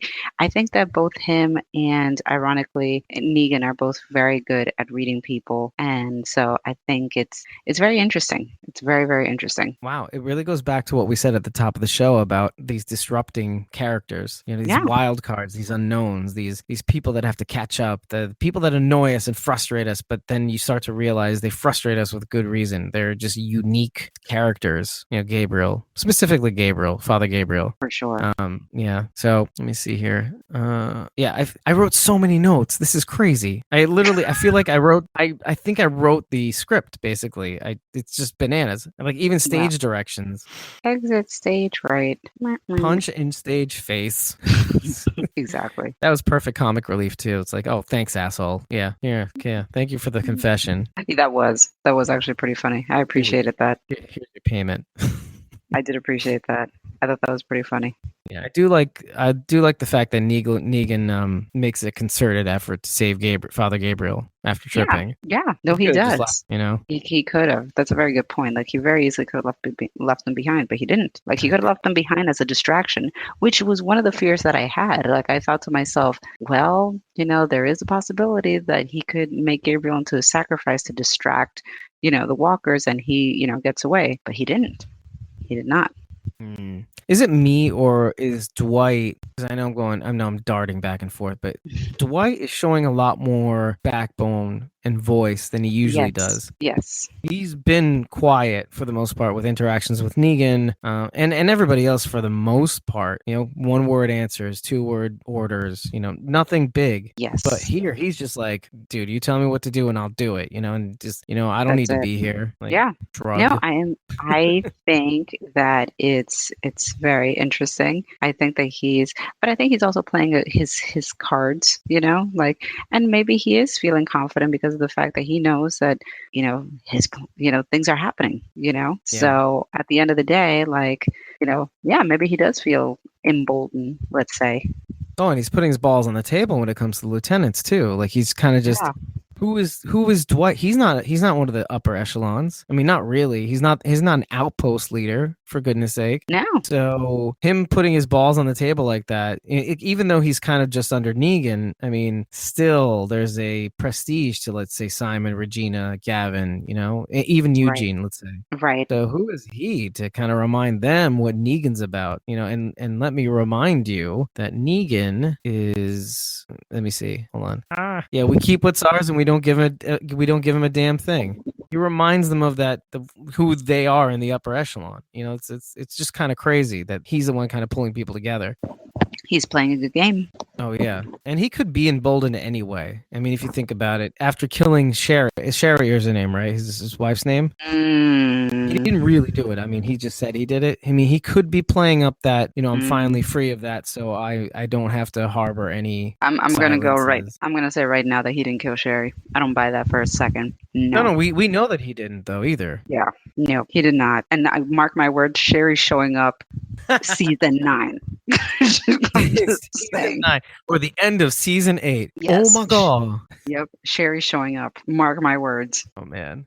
When you said he didn't kill Sherry, you're talking about Dwight. oh, I was thinking like Scott and Gimple because we know that she fled. He didn't go Right. after her. Right. She fled. But I'm saying, like, she's not dead. I don't Oh buy yeah. that, like, that she, because I think she said in her note, like, oh, I'm not going to survive out here. I'm like, yeah. Unless we see it on screen happening, no. She's alive and she's showing up in season 9. I'm going to Oh say that man. right now. I'm going to put, like, money on that right now. Okay, so there's two things that that would piss me off, and the other one would be all right. But the only way I could see her coming back is if it has value to the twists and turns. Like so she comes back sometime in the middle where Negan still has this. They're still in war, right? Hmm. And it throws everything in a tizzy. Now that would be cool. But if she just kind of comes after the fact and is with Dwight and they're happily ever after, or it's just some stupid thing that I don't really care about, like, oh, she comes back but she's with another guy or something, or I don't know, or she comes back and they're together again and it's just all cut and dry. That would just kind of be like, okay, why did she leave? It just doesn't make sense. Like, I will I say, don't care that she's back. for those that have read the comic, Sherry does play a role. I'm just going to leave it at that. I'm just going to put that there. Interesting. That's all I'm going to say. Now you're gonna have to blog about it. And I'm Yes. never gonna read it. It's Yes, kind of sad. exactly. I really do want to read it, but I have to keep that perspective. I know. You I'm know? gonna put like red tape all over him and be like, spoiler, spoiler, do not read past this point right here. Right. Don't read it. These are the topics I'm talking about, and that's Thanks. it. Goodbye. So don't read past this point. Or like No, but it'll just say, Dave, don't read past this point. Dave, And don't read past this point. Just stop right here. everybody else will get it. You don't need to spoon them a spoiler alert. But yeah, I definitely, in general though, with this show, unless somebody is killed on screen, I would not make assumptions. I still say with Heath is another one. Season 9, he's showing up. Keith Pushing is the showing date, up. man. Yep, season 9. You don't think he's gonna show up? You don't think either of them are gonna show up during this war? I don't think Sherry's going to show up during this war. Heath, maybe Heath, but I just don't know how they would bring him back or where he went. I don't know. So it's like I'm not necessarily sure, but they probably. Well, I was going to say they probably don't want to wait too long to bring him back, but at the same time, they brought Morales back, so they could bring him back in like season 14 for all we care. They kind of brought Merle back in a weird way. Yes, that is true. That is true. I had this Yeah. weird flash, by the way, when they were mentioning the backsliding and who the previous guy that was in charge. Not the backsliding part, sorry, but when Negan mentioned the previous guy in charge, did you get a flash of the governor for a sec? Yeah, like sometimes I In your do brain? periodically, like, and sometimes it's just based on comparison because a lot of people obviously compare like, oh, who's worse, the governor or Negan or whatever. So that would be a very interesting parallel, wouldn't it? Like, Allowing people to be weak. yeah, Hmm. And how weak was he? Yeah, because You the know? governor was not weak. I mean, the governor was another psychopath, but No, but in a way, he was weak. I mean, he wasn't putting away the walker heads. You know what I mean? He wasn't using his strength. He was just tethering he, himself to these remnants. His yeah. daughter, I think, too, right? That was his daughter. Yeah, I mean, I think that's the thing. I think that this is something that, and I think this is why a lot of people have complaints with the Negan character because with the governor, they did kind of give him some depth of character where, he, Like a obviously, madness. yeah, like a kind of reason behind the madness of like where it's coming from. Like, I mean, if you think about it, we saw a lot of the governor, like in terms of like his daughter and how, he was still keeping her even though she was a walker because he couldn't bear, like killing her. What else? His relationship with Andrea, even his relationship after, kind of going off on his own or whatever, and all that. Like, so, I mean, you got a lot of background to Oh who the yeah, governor was, and I think that they haven't really done that as much with the Negan character. So I think that that's something that is part of the reason why people are sort of like, kind of like, a little sort of not completely on board with him. But I think it's not the fault of like, the actor or anything like that. I think he's doing a very good job with what he's been given. I think it's just that, people want to see more and understand more of what he's about in order to be able to kind of believe that he's a complex, compelling character, yeah, especially I for those do. who haven't read the comic. Oh, it's starting as we're talking, we're starting to make I'm starting to make more and more sense of the relevance, like the idea of people as a resource. All the things that we've talked about in this episode, I think we're doing his character development as a result of it's you have to really break down the things he actually does in this episode. It belies his menacing nature. He's Right, gonna be menacing. It's gonna happen. It's who he is. But right. this whole other like compulsive part, this part that won't let him waste people as a resource, that with every little thing that we keep bringing up, it's like this black hole that it just keeps delivering more and more examples of how, okay, now I have to go back and watch the previous episodes to see how true that is. And oh yeah, he really wanted to rope in Carl. Oh yeah, he really wanted to get all these people onto his side, the way he roped in Eugene, the way he's tried to rope everybody. He really gives everybody a chance to be a resource. But the only I'm one that he didn't really give that chance to as much is Rick. And as much as he's allowed Rick to actually survive, and by even that token, he was able to give him all the chance in the world, instead of killing him outright, to get Rick's crew on board. They could have replaced Rick with some sort of interim head, like one of the other lieutenants, or maybe Dwight even, but for some reason, he just kept giving Rick chances over and over again, even though he's probably the most critical and brutal of him, instead of converting him into some sort of resource. So yeah, that's about it for Negan though. Yeah, I agree. I agree with that completely. I think that Rake is the first formidable opponent that has kind of leveled the playing field. All the other people he's come across have been pretty much submissive Yeah, to like him. Gregory. Right. Or came to be submissive like Ezekiel, where, he basically sized him up. I personally feel, and maybe we'll find out more about this in the future, I feel that Ezekiel's story about how Benjamin's father was in a raid where they were overcome by walkers and that sort of thing. I don't believe that either. I think, as you can tell, I'm very skeptical. I'm like, nope, not believing that story. I believe that that was probably Ezekiel's first run-in with the Saviors, and that's when he lost potentially Benjamin's father, who was supposed to be this seasoned fighter and this and whatever. Like, I mean, someone like that wouldn't necessarily just get killed from a Walker incident or something. I mean, it could happen, obviously, but I just have a feeling that's the case. And Ezekiel probably realized the full force of the Saviors at that point and struck a deal, made a deal, Right. and it worked for some time, obviously. And I think he even said it's like it's an uneasy peace, but it's a peace. So Much like they took out Glenn and Abraham. I mean, you took right. out a really seasoned fighter, probably one of the best fighters that they have, and then Oh Glenn yeah. just to give him a little misery. Right. No, The absolutely. widow. Right. Yeah. Exactly. And I think that Rick is the first person who has not broken. He hasn't broken him. He tried very, Right, very with hard. Carl, right? But he has not broken him, and he is essentially his counterpart or his peer that is giving him a run for his money. And so this is a very, very different opponent than he's accustomed to. Right, because he could have given it the Alexandrians, let's say Regina, Right. where the kingdom has Gavin and the Hmm. hilltop has Simon. Hmm. So what makes the Alexandria different? What makes Rick's crew different? And then Negan's like, this guy's going to be a problem. These guys are seasoned Right. fighters. All of them Right. know how to fight, All of which them is know like how to another fight. topic unto itself, by the way. Yeah, no, it's very Yeah, true because that is not the case for these situations. I mean, you see that, I mean, and this was, this is something that Rick has pointed out quite, all the time when they first got to Alexandria, that these people just were not at a capable point to be able to survive because they've been kind of sheltered, from what was going right. on behind like these walls. Whereas like Rick and his team has like moved from like location to location, whereas they've had to, and as for a certain point was like living like in the woods after what was it, after the prison fell, and well, after Right. Terminus, I guess I should say, after Yeah, yeah. Terminus they were kind of like in limbo for a little bit until they eventually were found by Aaron. But so they have had to survive. They know how to, and they have. So they're a very different opponent than Negan's used to. He knows that these are not people that are just going to just submit.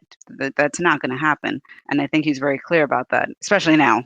Oh yeah, yeah. That much is clear. And not only that, he's rallied all the other, like the hilltop and the kingdom, to really fight against the saviors, which kind of Yeah. puts his whole top heavy philosophy slash organization at risk because it's Yes. all top heavy management, and Yeah. then you have all these other people that are under him that are Hmm. depending on the few people that can fight Yeah. now. Yeah. So interesting. It is very Oh, interesting. so I think there are two things that kind of go hand in hand here. The one thing I want to bring up is, okay, so I think that Simon's days are kind of numbered. I know we mentioned this before, Okay. but specifically when the workers were revolting. That was very interesting, wasn't it? Yeah, That yeah, that that was whole exchange, that whole step by exchange step. was very interesting. I love that Gavin is feeling very apprehensive about everything that's going on. You can tell that Gavin is very apprehensive. He knows that this is like a pressure cooker situation. Yeah, he doesn't know what to do. No, no, not at So, all. Not at all. I wonder how he got to his point. Like Gavin, it's kind of like one of those guys like at work that you're like, how did you get here? But yeah, middle management. Yeah, like middle you said, management. you literally said middle management. I Like in the it first sentence. is. It's middle management. But no, like that's what he definitely is feeling the pressure and he is very apprehensive of what's going on. And with Simon, I think that Simon, yeah, I definitely see Simon with issues with the workers because I mean the workers signed up for this in exchange for what they'd be getting. They are the workers, but in exchange for protection, in exchange for the resources of food, water, shelter, I mean the basics essentially. Yeah, And and other now people. you're right. And now you're seeing that okay, the power's been shut down or trying to preserve, supplies or Fascinating. goods or whatever, and the natives are getting restless. And I think that Simon and Regina's approach is very, very volatile to these workers and very kind of like we're up here, you guys are down here, literally down there. I think that they were telling them to get back to their like I don't know Lore. if it Yeah. was yeah, exactly. And where presumably it's hot. I guess they were saying that it's very hot. Oh, because the AC was on, Yeah. if I remember right. Yeah. AC in the I apocalypse. know. I'm sorry. Isn't I'm that like sorry. most of the reason why you'd be a savior? Because in a world where we're in the South and it's hot basically year Yes. round, Yes. ace and muggy, The whatever it is, saviors have humid. air conditioning, central Yeah. air. So surviving, in a prison or out in the wilderness or in Terminus or in this one big Or factory central air. warehouse, it's with central Exactly. air. Exactly. Not even a choice at this Oh, point. hold on one second. I'm sorry. No problem. We seem to be having technical difficulties. Please stand by. Okay, I'm back. Perfect. But yeah. So, yeah, I mean, that's pretty enticing to be a savior under those conditions, right? Right, exactly. But this whole sequence of events, I really, the person that I have the most focus on here is Simon, because Yes. it's the way it comes about. He's again impatient. He's like wanting to get at the first person. That Regina does take the shot in the end, so I think that Right. may slow down Simon's eventual demise. Hmm. But there's this keen, sharp observation being made by Negan saying, "I'm disappointed in you. Yes. This is not going to bode well for you." Well, So I have to like wonder this what that empathetical thing. backstory is too. Yeah, I it's have just to that wonder what that backstory. backstory. Yeah. That backstory plus like the philosophy that we've been talking about throughout the show. Like, Simon, dude, you're willing to waste these resources. We already said at Right. the top of the show, are we backsliding? So Right. this is not what I want. I want to flip people. I don't want to, these people aren't something you can discard with at whim Right. because it's an inconvenience to you. And if it means, Right. and that's why what he says to Gabriel in the trailer is so prescient about their relationship with the workers. It's like, if I'm Right. not there, I don't Oh, trust any of these guys to be able to hold on to these people as resources because I'm yeah. seem to be the only one who first of all cares Who, about the philosophy. who truly understands basically what needs to be done, and that killing is not necessarily, something to take lightly. If it has to happen, it's like we talked about before. It has to happen. It has to happen, but it has to be for in order to save numerous others, like killing Right. one to save many others, but not just arbitrarily killing for the sake of killing. Right. And I think that he said it himself. He's like, if I'm not there, this whole thing falls apart. Yeah. And I mean, that's exactly what we saw. It was like, jackals just basically like ready to tear themselves apart from the inside. And I mean, these people were grateful to see Negan alive. I Oh mean, yeah.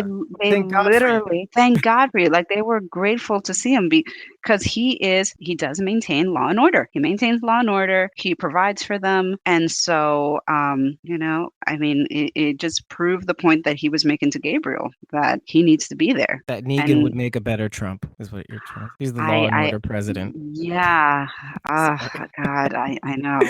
I think that, yeah, I think that Negan definitely exudes more presidential behavior, I He's, guess. it'd be a communist country, but Yeah, make America but Russia again. oh my Something I God. don't know. Jeez, that's sad. No, I think the worst It is bad. comparison I heard was when they were like, well, it's like the country's starting to be governed, slightly better than maybe Cersei Lannister would. I was like, oh my God. It's a sizable improvement from Cersei Lannister. Sizable enough away, but very like in the grand scheme, kind of In the close to. grand, kind of close to, still in the same umbrella. Oh yeah, on the same umbrella of tyrant slash whimsy kind of thing. Like, Yeah, on a dime, I could just hurt somebody, and then everybody will love me. yeah. Oh man. So the only thing Now, that I have left in my notes that's in any way relevant is the whole thing that so Gabriel and Negan are about to leave the trailer and they're I dooring up. I was going to say something actually before we even got to that point. Oh, okay. I thought it was interesting. What exactly? Gabriel's pushing of the confession, but specifically in terms of his decisions with the wives. When he was kind of saying like, Carl said you have numerous wives, and that's because, and you can tell he was kind of walking away from him, like sort of like answering him, saying like, oh well, these women have a choice. It's trying to justify his decision, because it's like, is it a choice? I mean, how much of a choice do they have? I mean, like, what are the repercussions if they don't take you up on that offer? I mean, Exactly. so I mean, there was that, and then the prodding of basically like, did you have a wife before this? And he has to basically kind of collect himself and say, Lucille, give me strength. And so that was a very touchy subject, a very touchy subject there, that Oh. he had to kind of step away from a little bit and Oh yeah, recenter the Lucille himself Give Me Strength is a perfect example of that. Like, I really want to convert this guy, but I really want to kill him too. right now. Yeah, Right. exactly. Because he touched a raw nerve. That Oh was very yeah. much a raw nerve there. So I think it was interesting. It was very interesting, and I think like we got snippets of his background for sure, and I'm sure we'll get more. I mean, Oh my at this God. point, part of me is like, I don't really know if I want more. And Hmm. I say that only because of the exposition that we've kind of taken on Hmm. and knowing his operating philosophy, which, if we didn't have this episode to really expound on this idea, then I would definitely want more. But now that we've kind of Hmm. gone through it, we can also go back and see all these different examples of how, like, okay, this character isn't like a random guy. This guy Right. isn't like a caricature. We kind of have the nuts and bolts to him. At this this point, yeah, we could get more backstory, but if we did, it may even be not necessary. I think there's more of like, I don't know if I want this guy's past, but now I kind of want to know his future, you know? And maybe things will come out in the course of him either changing or, Right. you know, in leading up to his death, which is questionable, obviously, because of many different reasons. But now it's just a matter of, okay, I've gotten enough. Maybe we can stop here, and maybe we'll pick it up again some other time. But now I'm in a good place, so I want to go back to your idea on the Lucille give me strength thing, because this also shows this unique strength of Father Gabriel. He's really tapping into his confessional capabilities. Like, he went for the jugular, like, and he kept pushing. And talk about threading the needle, like Gregory threading the needle with his thin dick. Gabriel knows how to do it. He's literally threading that needle. You know, he's finding the spots. He's really, you know, hand weaving himself into Negan's psyche and trying to pull out the one thing that he can just tap, and then also pull a Negan and not try to flip him, but try to kind of at least unnerve him enough to see that there's value to Gabriel. It's like this weird caduceus kind of, you know, where the snake eats itself kind of thing. Like, if I do this, Negan will see value in me, but if I do this, it'll get me closer to him. He's walking that line. He's definitely walking that line. It's like they need each other. He's gotten himself to a point where they can't help but get each other. It's really cool to see if you really open your mind to it. So yeah, no, I think so. And I think he basically kind of proved himself too. Like, he wasn't, you know, again, none of them are weak whatsoever. So I think he really kind of proved how strong and how brave he is by being persistent and going straight after him. And I think that probably like earned him some respect, I would say. Oh, for sure. And oh yeah, which kind of, so it actually does kind of bring us up to the gore thing now, where they're going up to just breach this horde between them and the sanctuary. That's like a favorite trick they like to do on this show, isn't it? Like every season or every couple of seasons that comes up. It's like, we're going to cover ourselves in zombie guts and we're going to be able to like walk through the herd for a certain point of time. Yeah, it's like once a season. Like in Fear the Walking Dead, they do this a lot, but like I've heard about that. Yeah, in The Walking Dead, they do that. Yeah, I've heard that in Fear the Walking Dead, they do that all the time. Yeah. But it's this whole, But before they do that, there's one thing that was said that makes the end scene where Gabriel's in the shivers, and that's he's saying like all these bodies are out in the sun, and they get all roiled up in this heat, and the guts get gross, and man, you could get really sick from this. I've seen it. He's like, oh, I'm from Georgia, so I don't really get that. So it's very prescient. And so here's the thing. Does Gabriel either feign sickness because of that line? Does he hold on to that piece of information and he's faking it? Or is he really sick? You know, I assumed that he really was sick. Like my reaction was that, because I had been kind of thinking that he was, you know, I've said this before. It's like, how long is Gabriel going to be around for exactly? And so when I saw him get sick, or when they showed him at the end, like shivering and kind of delirious, like talking about Dr. Carson and having to get him to Maggie and all of that, I really did think that he was sick. I mean, that was I bought it hook, line, and sinker. So I don't know if he necessarily is faking it. It would be interesting if he was faking it just as a ploy to get out of his situation. Yeah, well, just given that line, because they didn't have to say that, right? You know, we could have just taken it as gospel, like gospel of Gabriel, that he would just get sick. Oh, okay, that makes sense. They were sick in the prison. You know, a lot of them were sick in the prison. A lot of them got sick in the prison. That makes sense. But the fact that Negan actually said it says that he's seen it before. Yeah, like maybe he's faking it. Maybe he's taking that bit of information. Like, I wouldn't know, and then now he knows. They're like, oh, I didn't know what I was getting into. Wink, wink. Yeah. So it's something that you could throw up there and just say, okay, maybe he is faking. Maybe okay, because I was on board, like you said.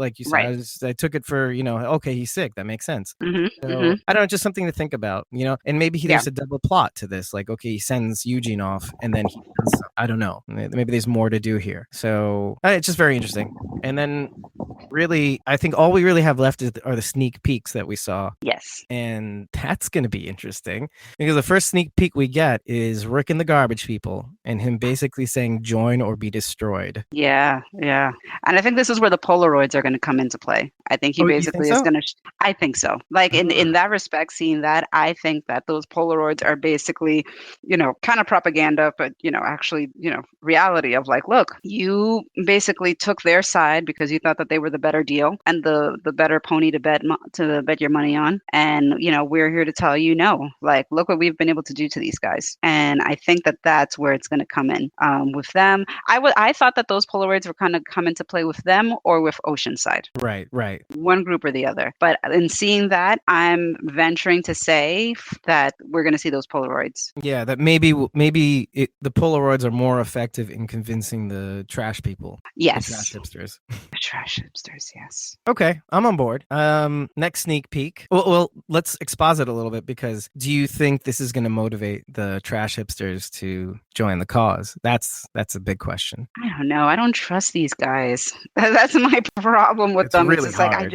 it's really hard, like you need the resources, especially after what happened with the kingdom. Yeah. I mean, because basically they had your most seasoned fighters, essentially, other than Alexandria itself, like Rick's group, and now they've all been destroyed. So now what? I mean, you need fighters, So at the end of the day, it's like they are resources, which is what we've been talking about. Like people are resources, Right. as long as you can get them to see your way of things. So Oh yeah. that is definitely a possibility. I mean, I'm not crazy about them because obviously, as we've seen, they can turn coat, Right. at the drop of a hat. Yeah, and But at the same time, they're resources. What are you going to do? yeah. So you're just explaining the stakes, but I'm kind of loath to say that two things. One, there's no question in my mind that all of these guys are fighters. Their whole makeup is kind of to show that with the slick back hair, nobody can grab onto it. With them kind of weaving in and out of the trash, knowing the terrain, they really it seems to me that they have a grasp on stealth. I was going to say that would be a very interesting, I would say, battle area because I mean, there's a lot of sight lines and areas where you can hide. Like they have like a maze, within that trash heap, So it's interesting. It's interesting possibilities. Like they definitely are strategic, and I mean, they had an what is it? What was his name? The walker that fought Rick. I forget his name. Oh, I Winslow. don't know. Winslow. I don't remember the name. Yeah, His name sorry. was Winslow.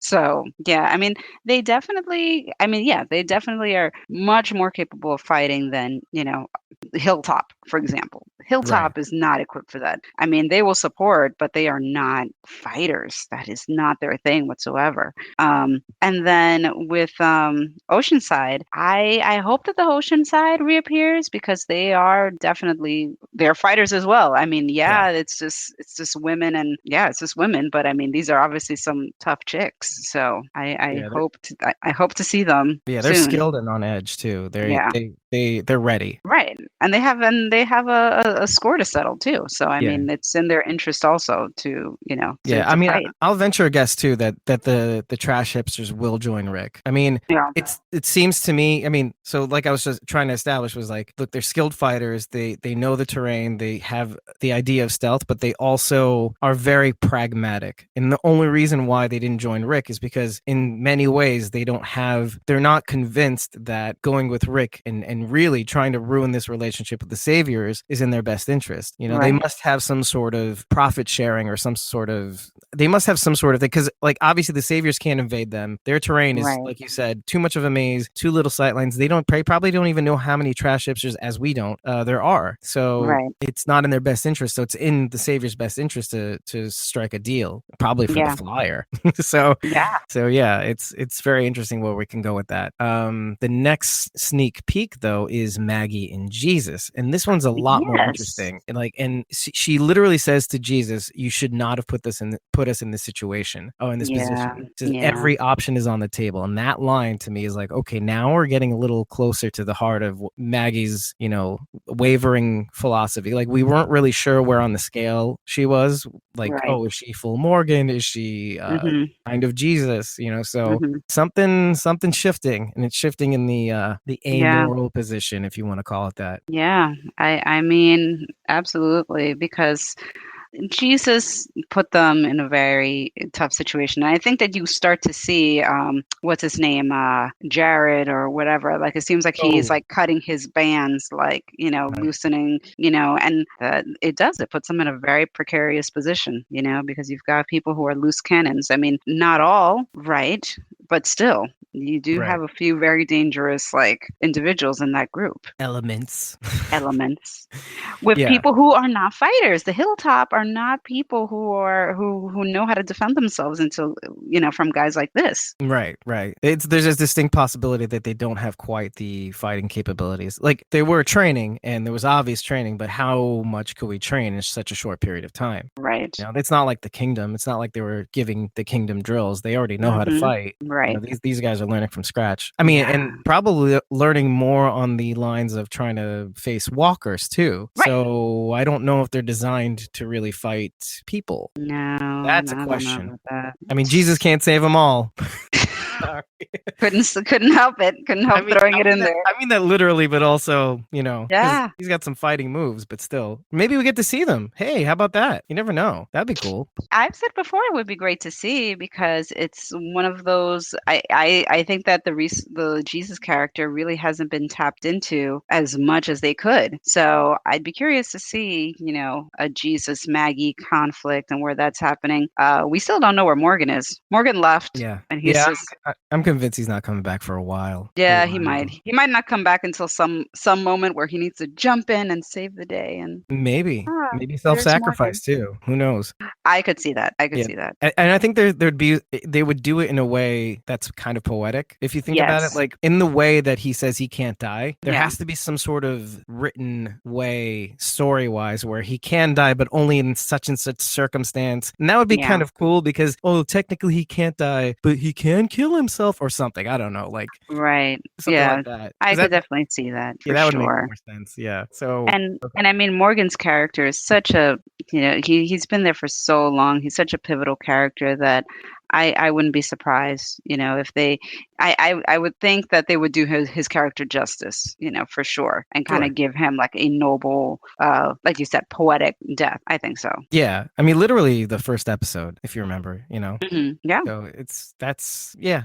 Wow. I'm way more invested. Just remembering the fact that he's been there literally from the beginning, and From the how much he shows up beginning, later. since day one. Yeah. Wow. Like, I mean, it's kind of like the Glenn situation. It's like you got to give those kind of characters a very pronounced send off. If you're going to send them off, it needs to be done in a certain way. It can't just be sort of like that's why the whole Glenn dying in the dumpster thing was just not at all realistic. It's like, no, you can't just like kill off a main character like that, like such a big main character in such a sort of nonchalant, like sort of way. Oh man, but we all Yeah, no, I know. almost fell for it. I And know. we would We be all like, oh, it makes sense. They do this to us all the time. Right, exactly. Like I literally remember sitting in the basement of like our house and like me and like my husband Eddie like sitting there and just kind of watching it like kind of in disbelief. Like, No, did that just happen? Like, wait, like did that just really wait. happen?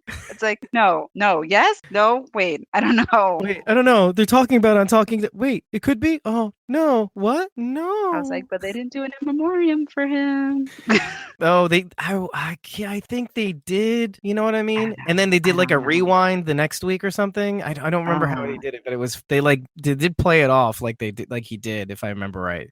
I don't think they put so question ridiculous. marks. I'm gonna rewatch that, but yeah, Yeah, they like to play with our emotions. and rightly so. I mean Yeah. that was a good move. Like it was good enough that people could accept it, Yeah, even though they didn't want to. They was like, oh, okay, I guess this happened.